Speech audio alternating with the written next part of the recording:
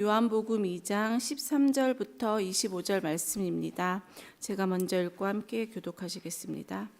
유대인의 유월절이 가까운지라 예수께서 예루살렘으로 올라가셨더니 성전 안에서 소와 양과 비둘기 파는 사람들과 돈 바꾸는 사람들이 앉아 있는 것을 보시고 노끈으로 채찍을 만드사 양이나 소를 다 성전에서 내쫓으시고 돈 바꾸는 사람들의 돈을 쏟으시며 상을 엎으시고 비둘기 파는 사람들에게 이르시되 이것을 여기서 가져가라. 내 아버지의 집으로 장사하는 집을 만들지 말라 하시니 제자들이 성경 말씀에 주의 전을 사모하는 열심히 나를 삼키라 한 것을 기억하더라. 이에 유대인들이 이런 이르되 내가 이 행하는 무슨 표적을 우리에게 보이겠느냐. 예수께서 대답하여 이르시되 너희가 이 성전을 헐라 내가 사흘 동안 일으키리라. 유대인들이 이르되 이 성전은 46년 동안 지었거늘 내가 3일 동안 일으키겠느냐 하더라. 그러나 예수는 성전된 자기 육체를 가리켜 말씀하신 것이라. 죽은 자 가운데서 살아나신 후에야 제자들이 이 말씀하신 것을 기억하고 성경과 예수께서 하신 말씀을 믿었더라. 유월절에 예수께서 예루살렘에 계시니 많은 사람들이 그의 행하시는 표적을 보고 그의 이름을 믿었으나 예수는 그의 몸을 그들에게 의탁하지 아니하셨으니 이는 친히 모든 사람을 아시며 함께 보시겠습니다. 또 사람에 대하여 누구의 증언도 받으실 필요가 없었으니 이는 그가 친히 사람의 속에 있는 것을 아셨습니다. 아멘. 축복의 인사를 나누겠습니다. 오늘도 새벽 예배를 드리는 주님아 너는 하나님의 보석이다. 보석이십니다. 이 모든 것이 주님의 은혜입니다. 목사님께서 열심히 나를 삼키리라 제목으로 말씀 전해주시겠습니다. 많은 은혜와 감동이 있으시기 바랍니다. 아멘. 열심 늘 말씀드려요. 분주하게 여기저기 이 일 저 일 이 사람 저 사람 가만히 있지 않고 뛰어다니는 것이 열심이라고 제가 생각을 했었는데 우리 창조교회에 와서 하나님의 은혜로 깨닫고 또 우리 성도들을 통하여 배우고 하는 것이 결론은 우리가 여기서 예를 들면 부산을 가는데 자동차를 막 150km를 밟고 가요. 근데 가다가 경부선하고 호남선하고 쫙 나누어지는 데가 있는데 거기서 그만 어디로 갔다? 광주 쪽으로 가버렸어. 그렇게 계속 밟아요. 그건 열심히 가는 것이 아니죠. 그래서 우리 인생에 참 중요한 것은 부지런히 이리저리 뛰는 것이 열심이 아니라 뭐가 열심이다? 말씀의 순종이 열심이다. 그것을 하나님께서 깨닫게 해주시고 그러고 보니까 성경이 다시 보여요. 여러분들 오늘 이 열심 자 오늘 본문을 잘 보겠습니다. 여러분 성경에 혹 제목이 성전을 깨끗하게 하시다 이렇게 써 있는 성경들이 있어요. 거기 보면은 또 가로해가지고 마태복음 21장 12절 13절 마가복음 11장 15절 17절 누가복음 19장 45절 46절 이렇게 써 있어요. 이런 복음서들에는 세 가지 마태 마가 누가를 공관복음 이런 표현을 써요. 공통적으로 본다. 근데 이 요한복음은 관점이 조금 달라요. 그래서 마태복음은 사자 왕의 복음, 마가복음은 소 종의 복음, 누가복음은 사람 인자 복음, 요한복음은 독수리 복음해서 영적인 복음이라고. 그래서 모든 것을 영적인 관점에서 이렇게 보았다 이렇게 합니다.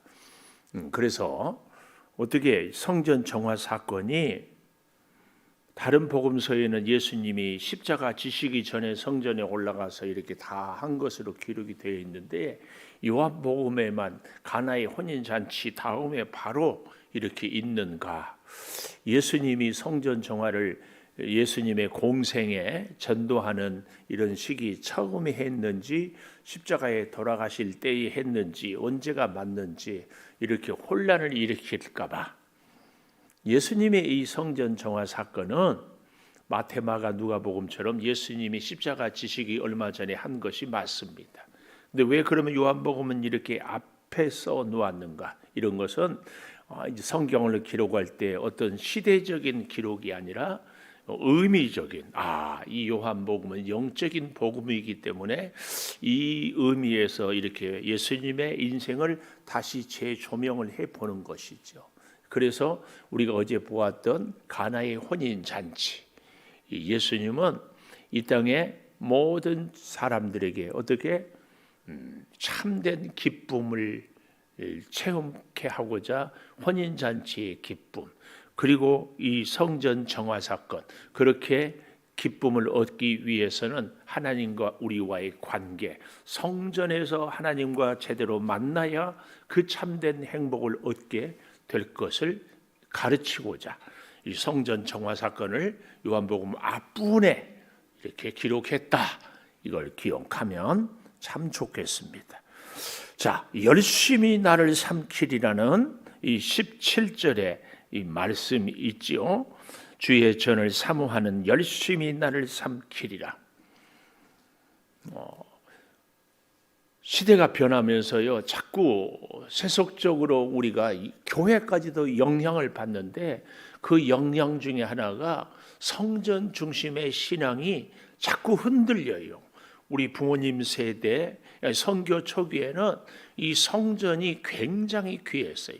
그래서 저희 시골에서 제가 중학교 다닐 때 교회를 건축을 할 때 바닷가에서 그때는 뭐 모래 포가도 누가 뭐라고 하지 않고 그래서 모래를 퍼다 짓는데 예수 안 믿는 동네 사람들이 다 모여가지고 흔히 말하는 집 짓는 상냥식이라고 하죠.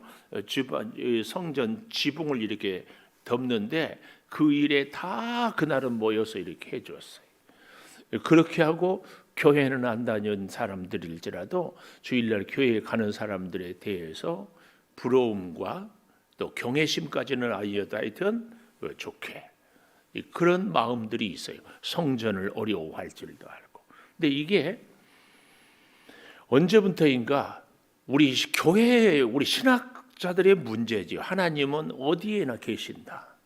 그래서 우리가 어디에서 예배해도 된다. 참 좋은 말씀이에요. 또 신학적으로도 옳고 이제 그러다 보니까 굳이 성전을 갈 필요가 있느냐? 성전이 우리에게 무슨 의미가 있느냐? 이렇게 생각을 해요. 근데 유대인들은 지금도요. 성전에 대한 사모함이 그러니까 제1성전은 솔로몬이 지었잖아요.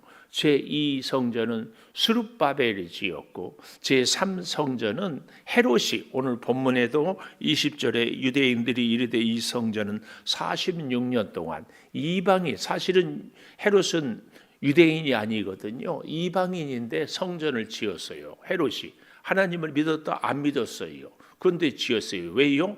유대인들을 통치를 하려고 보니까 유대인들이 가장 원하는 것이 뭐냐? 성전이다. 솔로몬 성전, 스룹바벨 성전, 제3의 성전을 지어야 되겠다.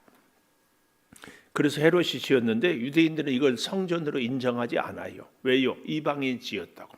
그래서 자기들이 예루살렘을 지어야 된다. 그런데 재밌는 것은 예루살렘에 가보면은 예루살렘 성전 자리에 유대교, 그다음에 이슬람, 우리 기독교, 어떻게 보면 우리 기독교의 존재는 그 자리에 별로 역할이 없어요.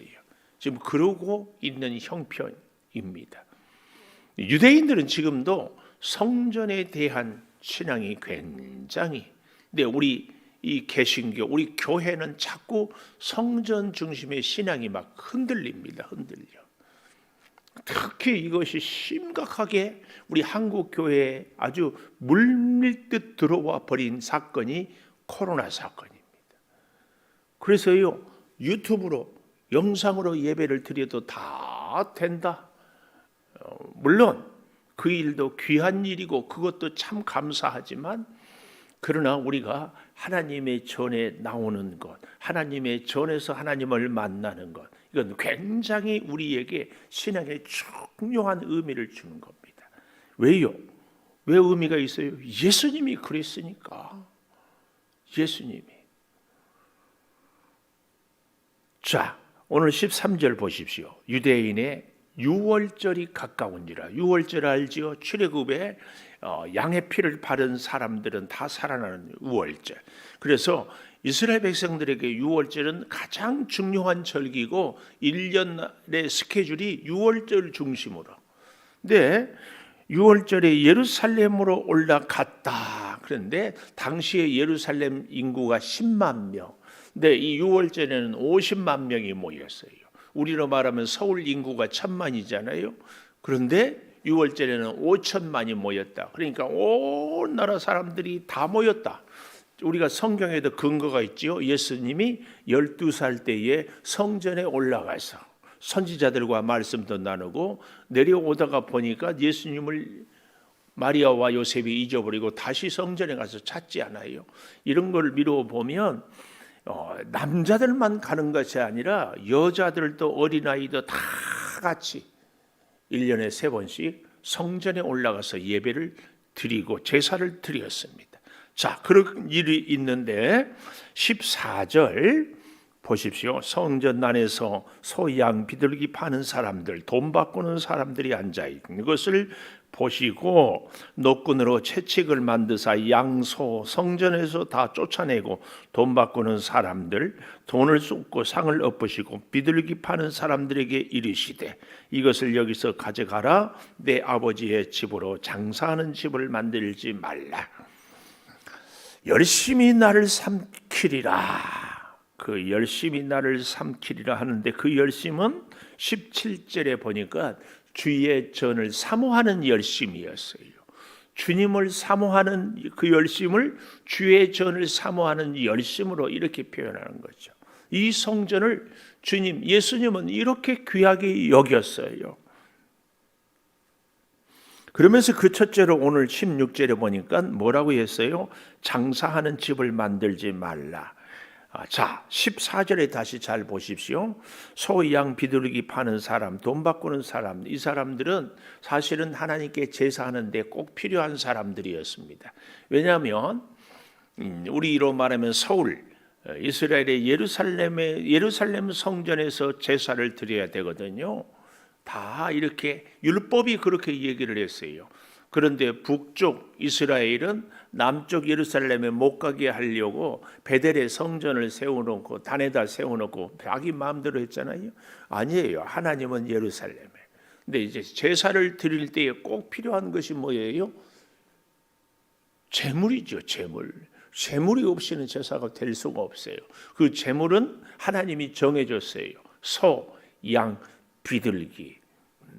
아무리 비싸다고 덩치가 크다고 코끼리나 호랑이나 사자나 또 필요하다고 뭐 가축이라고 해서 말 이런 것들은 안 됐어요. 그 의미가 레이기에 나오죠.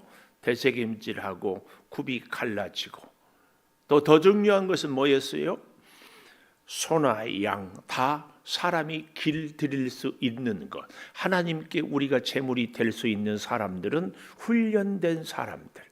아무리 그가 능력이 있고 유명하고 실력이 있어도 말씀으로 훈련되지 않는 사람은 하나님의 제물이 될 수 없다.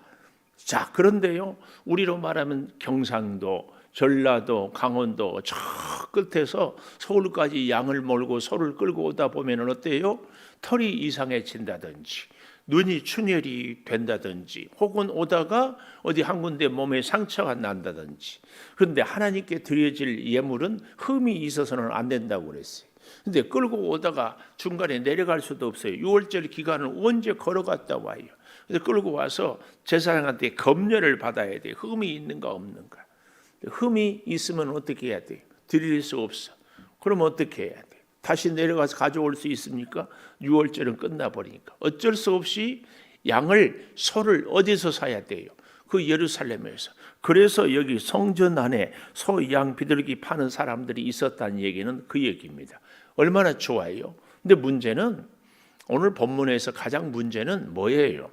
그 파는 장소가 성전 안에 있었다. 성전 안에 있었다. 성전 안에서 소, 양, 비둘기를 팔 수 있는 사람들은 누구였을까요? 제사장과 혹은 사두개인들, 성전의 실세들과 권력이 있는 친척들이 주로 이 일들을 했어요. 심지어는 뭐 레위 사람들 가운데 이런 일을 하기도 했겠죠. 근데 살 때는 어떻게 해요? 비싸게 사요.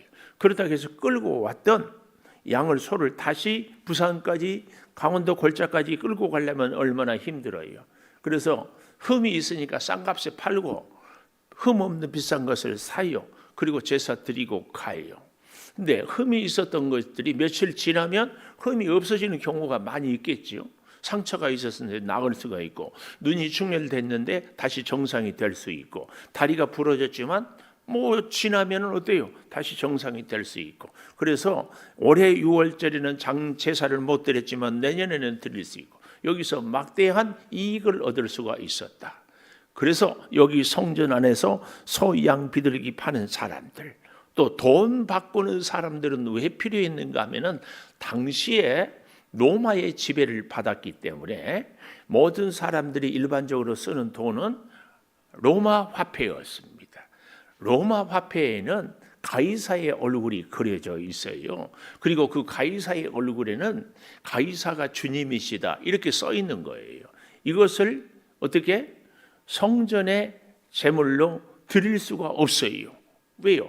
가이사가 주님인데 어떻게 드릴 수가 있어요? 이걸 좀 우리가 성경을 좀 찾아볼까요? 마태복음 22장 21절 한번 가보십시다. 마태복음 22장 21절 가보면 이런 말씀이 나옵니다. 이르되 가이사의 것입니다. 이에 이르시되 그런즉 가이사의 것은 가이사에게, 하나님의 것은 하나님께 바치라. 이런 얘기가 왜 나오는가 하면은 17절에 보면 바리새인들이 예수님을 모함해서 올무에 걸릴까? 아니, 그 앞에 15절부터 보십시다. 마태복음 22장 15절에 보니까 바리새인들이 가서 어떻게 하면 예수의 말에 올무에 걸리게 할까 상의하고 제자들을 헤롯 당원들과 함께 예수께 보내. 헤롯 당원들 있고 바리새인, 우리로 말하면 독립군과 친일파들이 같이 있었다 그 말이에요. 그래서 선생님, 우리가 아노니 당신은 참되고 진리로 하나님의 도를 가르치고 아무도 꺼리는 일이 없으니 이는 사람을 외모로 보지 아니하심이다. 굉장한 칭찬을 했어요. 그러면서 그러면 당신의 생각에 어떠한지 우리에게 이르소서. 가이사에게 세금을 바치는 것이 옳습니까? 옳지 않습니까? 이 말은 독립군에게는 일본한테 세금을 바친다면 난리가 나고, 친일파들 헤롯 당원들에게는 세금을 바치지 않는다면 난리가 나고, 이러지도 저러지도 못할 그런 일이었습니다. 이때 18절 예수께서 그들의 악함을 보시고 외식하는 자들아 나를 시험하느냐, 세금 낼 돈을 내게 보이라 하시니 데나리온 하나를 가져왔거늘 예수께서 말씀하시되 이 형상과 이 글이 누구 것이냐, 이르되 가이사의 것입니다. 이르시되 그런즉 가이사의 것은 가이사에게, 하나님의 것은 하나님께 바치라. 그들이 이 말씀을 듣고 놀랍게 여겨 예수를 떠나가니라. 얘기할 때 가이사의 것, 하나님의 것, 이 여기 데나리온이라 하는 것은 로마 사람들이 로마 화폐의 명칭입니다. 그러면 성전에 드리는 것은 세겔입니다. 이 성전에는 또 다른 화폐가 있었어요. 이것은 뭐예요? 가이사의 얼굴이 그려져 있는 이런 화폐가 아니었습니다. 그러면 성전에는 세겔로 드리는데, 이 성전 세겔이 있고 로마의 화폐가 있고 또 일반 이스라엘 백성들이 일상생활에서 쓰는 이 또 동전이 화폐가 또 있었습니다. 근데 문제는 우리도 외국에 나갈 때 환전을 한다고 그러잖아요. 환전을 할 때 반드시 환전 수수료를 줘요. 우리가요 외국에 달러를 살 때는 비싸게, 근데 다시 팔아야 될 때는 은행 같은 데서도 훨씬 싸게 사고. 그런데 이 일을 누가 했는가? 성전에서 하고 있었다. 이 돈 바꾸는 사람은 바로 그런 사람들이었습니다. 그런데요, 이런 모습을 우리가 한 군데만 더 찾아가 보겠습니다. 마태복음 11장 7절 8절. 마태복음 11장 7절 8절에 보면은 좀 이걸 잘 설명하고 있어요. 세례 요한이 이제 감옥에 갇히고 제자들이 찾아왔을 때에 오실 그이가 11장 마태복음 11장 3절 오실 그이가 당신입니까? 이렇게 요한같이 위대한 사람도 감옥에 갇히고 흔들리니까 진짜입니까? 하고 확인을 하러 보냈다 그 말씀이에요. 그러니까 5절 맹인이 보고 못 걷는 사람이 걷고 환자가 나병 환자가 깨끗함을 못 듣는 자가 들으며 죽은 자가 살아나며 가난한 자에게 복음이 전파된다 하라. 누구든지 나로 말미암아 실족하지 아니한 자는 복이 있다. 그래서 그들이 떠나매 예수님은 무리에게 요한에 대하여 얘기를 합니다. 너희가 무엇을 보려고 광야에 나갔더냐? 바람에 흔들리는 갈대냐? 그러면 너희가 무엇을 보려고 나갔더냐? 부드러운 옷 입은 사람이냐? 부드러운 옷을 입은 사람들은 왕궁에 있느니라. 그리하면 너희가 어찌하여 나갔더냐? 선지자를 보기 위함이었더냐? 옳다. 내가 너희에게 이르노니 선지자보다 더 나은 자다. 그랬습니다. 그리고 11절 내가 진실로 너희에게 말하노니 여자가 낳은 자 중에 세례 요한보다 큰 이가 일어남이 없다. 이렇게 세례 요한이 여자가 낳은 자 중에 가장 큰 사람이라고 예수님은 인정을 하면서도 그렇게 인정받는 요한도 가끔 옥에 갇히고 힘드니까 진짜 메시아가 예수님 당신입니까? 이렇게 묻기도 하는 겁니다. 우리 사람의 이 연약함. 그래서 오늘날도 우리가 믿음 생활을 하지만 덜 흔들리는 때가 허다히 많다. 자, 그런데 제가 오늘 여기 11장을 찾는 이유는 다시 7절 하반절에 보면 너희가 무엇을 보려고 광야에 나갔더냐? 바람에 흔들리는 갈대냐? 무엇을 보려고 나갔더냐? 이 말은 그렇지 않느냐 그 말이에요. 부드러운 옷 입은 사람이냐? 이 두 가지. 갈대는 성전 세겔. 로마 화폐에는 누구가 그려져 있다고 그랬어요? 가이사의 얼굴이. 그런데 성전에다 드리는 이 성전 세겔, 성전 화폐에는 갈대를 그려놨어요. 갈대. 그리고 여기 8절에 부드러운 옷은 왕궁에 있다. 부드러운 옷 입은 자는. 이건 뭘 얘기해요? 권력. 그래서 여기 갈대를 보려고 갔더냐 이 말은 세례 요한에게 나가서 너희가 돈 벌어서 부자 되려고 세례 요한을 따라갔느냐 만나려고 갔느냐 아니지 않느냐. 부드러운 옷 권력을 찾기 위해서 세례 요한에게 갔더냐 아니지 않느냐. 너희가 선지자를 보러 나간 것이 아니냐. 옳다. 그 얘기입니다. 그 얘기. 이 의미를 우리가 잘 알면서 다시 요한복음 2장으로 이렇게 와보겠습니다. 여기 14절 성전 안에서 소, 양 비둘기 파는 사람들, 돈 바꾸는 사람들이 앉아 있는 것을 보시고 이 한 구절의 배경을 지금 제가 말씀을 드렸어요. 또 15절에 보니까 노끝으로 채찍을 만지사 양소를 다 성전에서 내쫓으시고 돈 바꾸는 사람들이 돈을 썼고 상을 엎으시고 비둘기 파는 사람들에게 이르시되 이것을 여기서 가져가라. 내 아버지 집으로 장사하는 집으로 만들지 말라. 이렇게 말씀을 하고 있습니다. 근데 여기서 우리의 눈길을 머문추게 하는 것은 노끈으로 채찍을 만지사 할 때 이 채찍 예수님이 십자가 지기 전에 로마 병정들에게 맞았던 채찍, 그 채찍이란 단어와 오늘 노끈으로 만든 채찍이란 단어가 똑같습니다. 이게 뭘 얘기해요? 성전된 예수님, 곧 자기가 성전이라고 얘기를 하지 않아요? 21절 오늘 본문 21절에 보면 그러나 예수는 성전된 자기 육체를 가리킴이로라. 성전된 자기 육체, 이 성전에 돈 바꾸고 장사하는 사람들을 환전상들을 내쫓으면서 무엇으로? 채찍으로. 네, 성전된 자기가 십자가 질 때에 무엇에 맞아요? 채찍으로.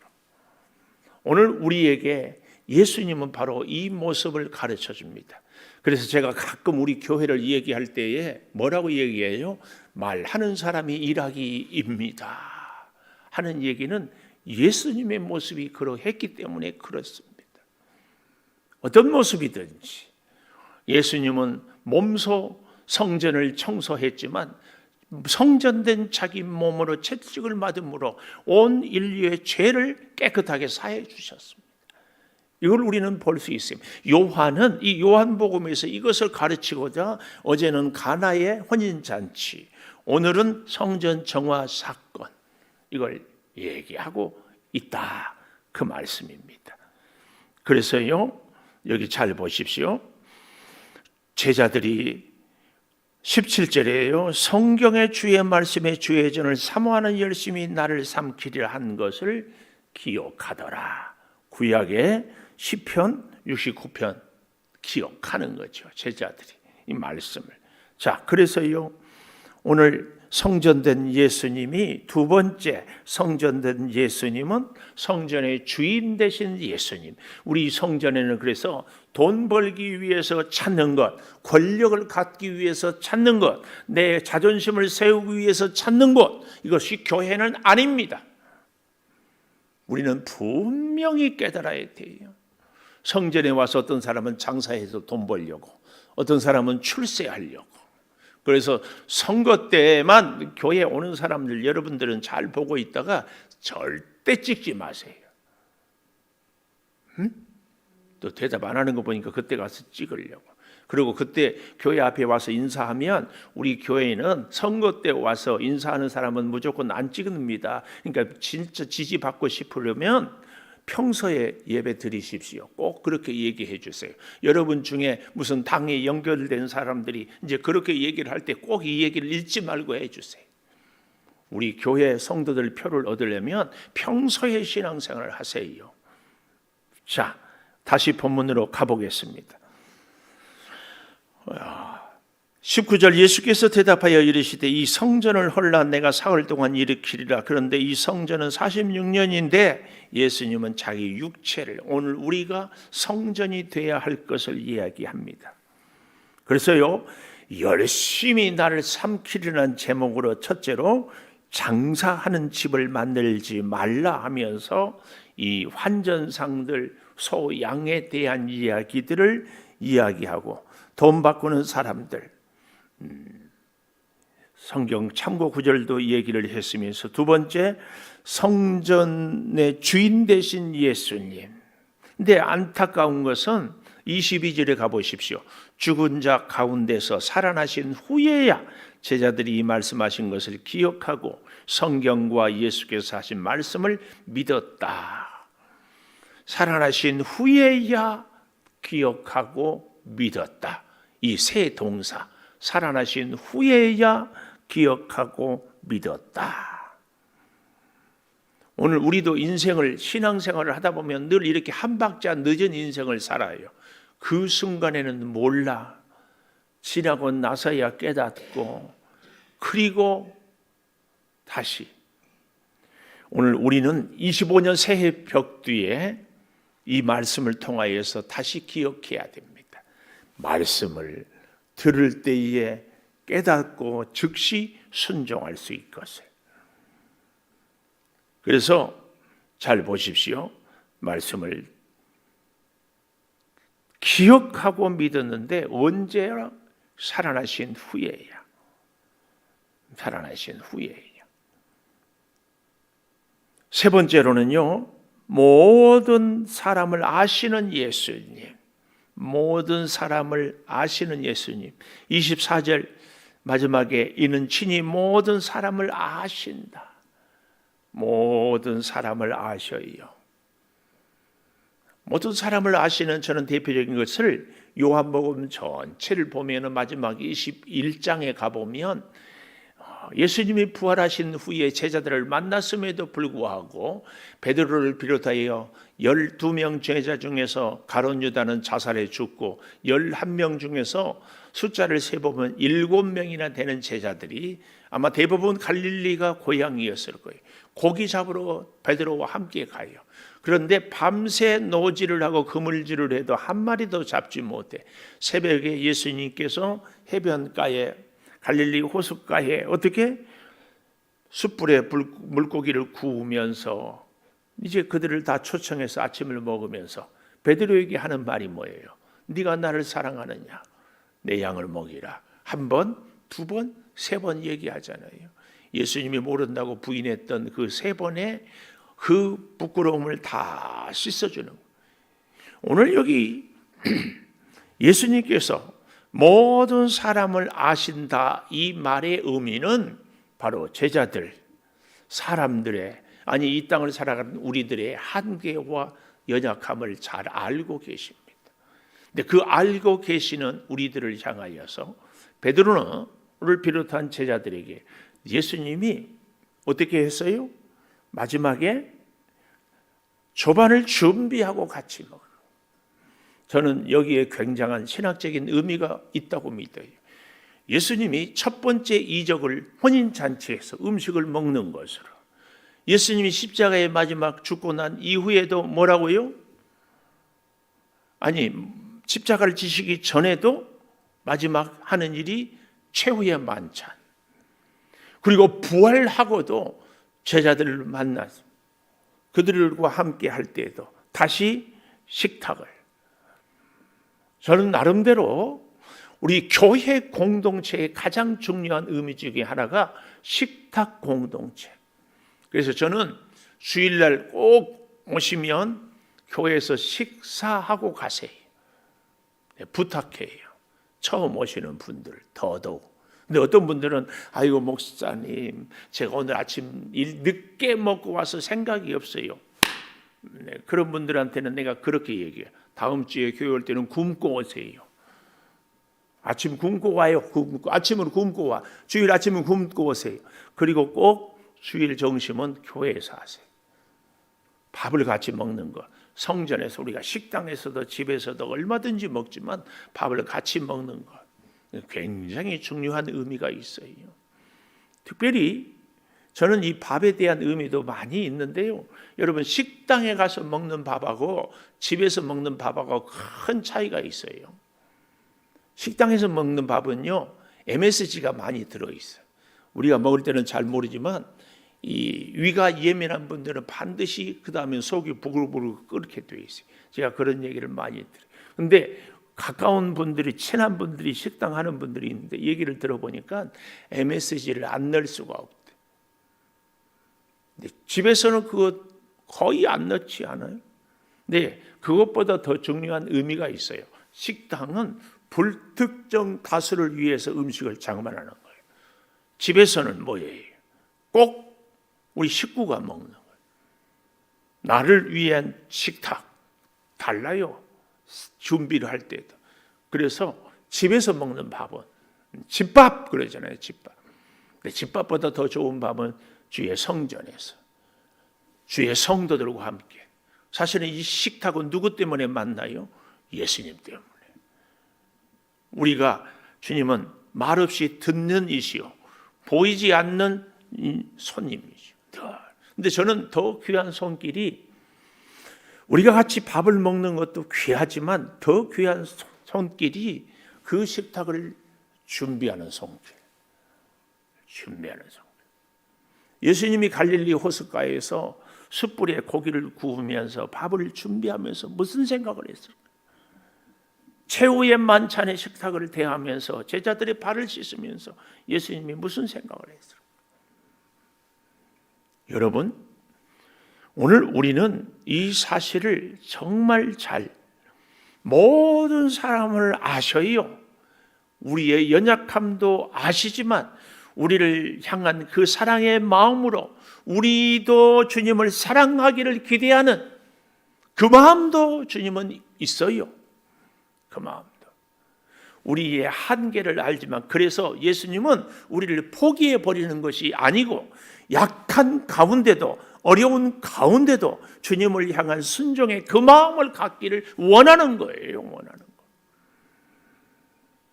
여기 25절 보십시오. 사람에 대하여 누구의 증언도 받으실 필요가 없다. 이는 그가 친히 사람의 속에 있는 것을 아신다. 오늘 우리를 알고 계시는 주님이 우리에게 뭘 원하겠어요? 참된 성전 대신 예수님. 장사하는 사람들로 사는 사람들 내쫓으면서 사랑하는 성도들아 내가 성전인 것처럼 너희도 참된 성전이다. 참된 성전으로 너희도 살기를 원한다. 뭐예요? 이걸 뭘로 증명할 수 있어요? 우리가 예배하고 믿음 생활하고 교회 공동체 생활하는데 불이익이에요. 불이익. 돈 벌 일이 없어요. 내 자존심이 깨져요. 내 몸이 피곤해요. 그런 줄 알면서도 너는 그 일을 감당하느냐?